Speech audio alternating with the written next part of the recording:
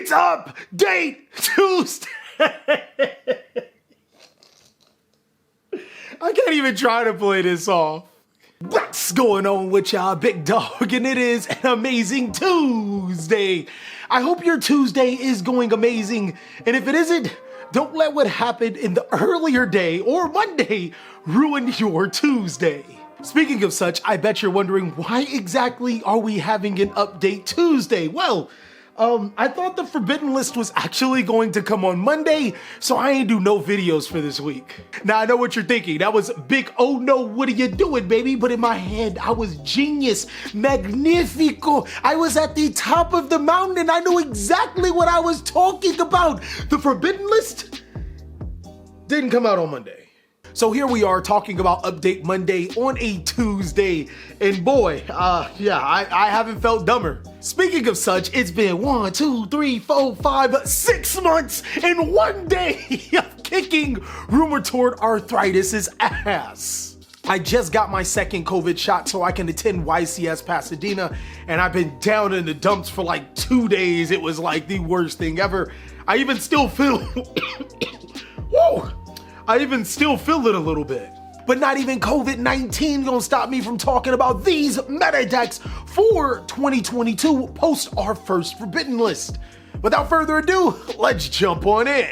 I am a man of pure copium from times, and a lot of people have me hyped that Thunder Dragon Colossus might come off the Forbidden List.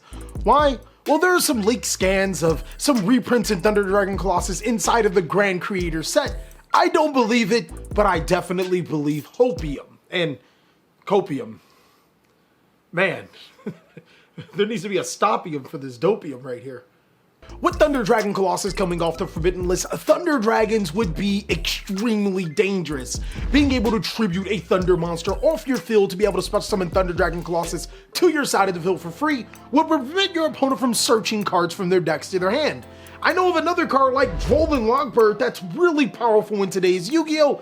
That can prevent players from searching, so Thunder Dragon Colossus would definitely make an impact. But even without Thunder Dragon Colossus, Thunder Dragons are a fairly slept-on deck. This deck is really good at being able to break boards, turning into a chaos form, being able to get light and dark Thunder Dragon monsters like Thunder Dragon Dark and Roar to the graveyard to be able to search and special summon, but then also being able to get those light counterparts to the graveyard. Thunder Dragon Hawk allows you to special summon, while Thunder Dragon in itself provides more light targets to be able to special summon chaos monsters like Chaos Dragon LEVIANEER, and also being able to use Chaotic Ruler, the Chaotic Magical Dragon. Now, last week I talked about Thunder Dragons having a huge amount of potential. This deck can genuinely be a serious contender if Colossus comes off the list. And if it doesn't, well, this deck is still really good at breaking boards. This is a deck that doesn't use too many hand traps outside of Dimensional Shifter, but this deck really thrives on those power spell cards. Cards like Forbidden Droplets and Dark Ruler no more are extremely powerful in this game, but they aren't as powerful with cards like Imperial Order running around. It doesn't necessarily take Thunder Dragon Colossus to come off the list to make this deck really good. An Imperial Order band almost does the exact same thing. A Chaos Thunder Dragon deck is something that I feel that everyone wants to see. And if you want to see my take on a Chaos Thunder Dragon deck that could be meta off of the Forbidden List, then go ahead and let me know, big dog. Now, if I were to ask you what was your favorite cereal and you don't say Frosted Flakes, you might not be as great as some of us. But SALAMANGREAT is an amazing deck that 100% can be meta off the Forbidden List. Yeah, you like that one. That was a good pun. I'm still pretty punny at it. SALAMANGREAT is actually ridiculously powerful right now.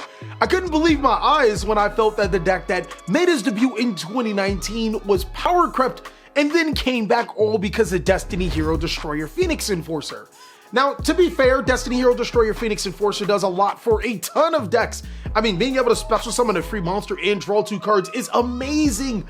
But for SALAMANGREAT, it does it a little bit better.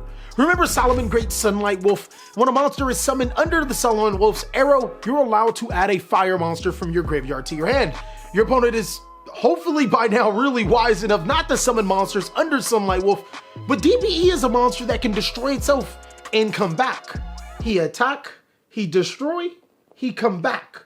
But most of all, he never look back. The fact that you can keep on summoning DPE under your Salamangreat Sunlight Wolf, use this effect to add important monsters like Salamangreat Gazelle from your graveyard to your hand, but also being able to add Ash Blossom and Joyous Spring from your graveyard to your hand at will is what makes Salamangreat fire! And it's not just the attribute! Also, with all that being said, Salamangreat is also a perfect Yu-Gi-Oh deck when it comes to mid-range, being able to combo off into a 5300 attack Axis Kill Talker that can attack twice and destroy multiple cards on the field, as well as being able to control the tempo of the game with Salamangreat Rage and Roar. I strongly think that this deck will be meta after the Forbidden List, and all you need is another Salamangreat Gazelle in Circle. Come on, Konami. Come on. You made me wait a whole nother week for the Forbidden List. Just hook your boy up. But it's okay if Konami doesn't necessarily want to hear our cries like Great Beast of the Sky. I have a deck that is going to be meta after the Forbidden List. Prank Kids. Now, Prank Kids are a great deck right now, and people thought just because Prank Kids Meow Meow Mew being limited on the Forbidden List would stop them? You're kidding, right? Like, seriously. Now, Echo did teach me this magnificent word. They have all types of amazing sayings in German. This one I like to call, don't be a Kleberfresser. I know, my German is perfecto. Basically, I'm saying don't be a glue eater. Anytime a card gets hit on the Forbidden List, you know the deck is too strong. The only thing Prank Kids lost was the ability to go one card Prank Kids Battle Butler. Psych, I lied. They actually still have the ability to go one card Prank Kids Battle Butler. And even better, when the new Grand Creators comes out, they'll have Wandering Griffin Ride. They'll be able to special summon this card to their side of the field, providing an Omni Negate, preventing you from stopping them and going to their one card Battle Butler. Another amazing thing is that Prank Kids is one of the better budget decks in Yu-Gi-Oh! Seriously, we're gonna talk about this strategy a little later in our budget video, but for right now, I'm telling you to pick it up because it's meta after the Forbidden List. Now, if you want to kill two birds with one stone, get a new deck that is going to be really good after the Forbidden List, well, you'll be doing yourself a favor to pick Fluendery. Why am I so putty? I can't feather a situation where these birds of prey wouldn't be good in 2022. Not only because of the Forbidden List completely dodging this deck, it gets better by not having anything subtracted to it, but also the strategy getting support inside of the Battles of Chaos set. With so many decks focused on special summoning, Fluenderies does the exact opposite. With a special summon, we flock to the occasion, being able to summon multiple lower level Fluenderies monsters to our side of the field by normal summon, and then tributing them off for big beast or winged beast monsters like Rise of the Storm Monarch and Fluenderies Impin. And as my boys down in Houston, Texas would say, it ain't impin' if you got it, right?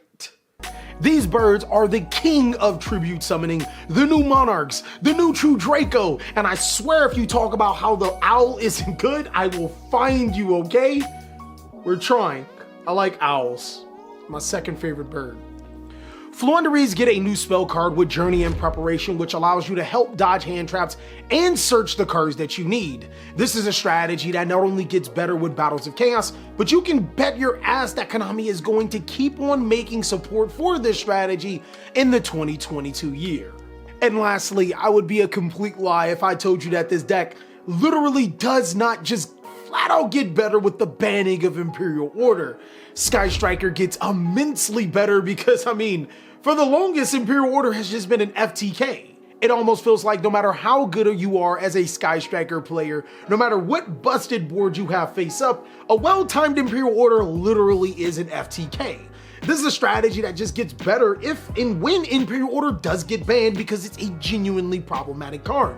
But regardless, there are some other cards on the Forbidden List like Sky Striker Mecha Modules Multi-Roll or Sky Striker Mobilize Engage that could slightly come off the Forbidden List that would make this deck broken. Now, am I expecting either of those to happen?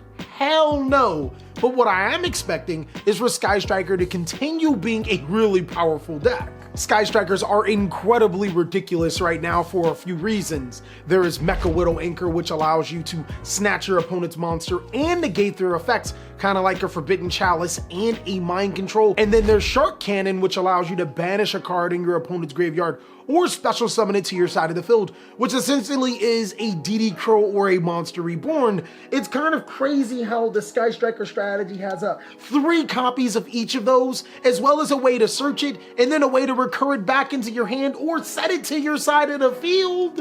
And then find a way to use Destiny Hero Destroyer Phoenix Enforcer, not only dumping a draw 2 to your graveyard, putting a spell in your graveyard, but a card that can get it rid of itself out of the main monster zone so you can use your spell cards.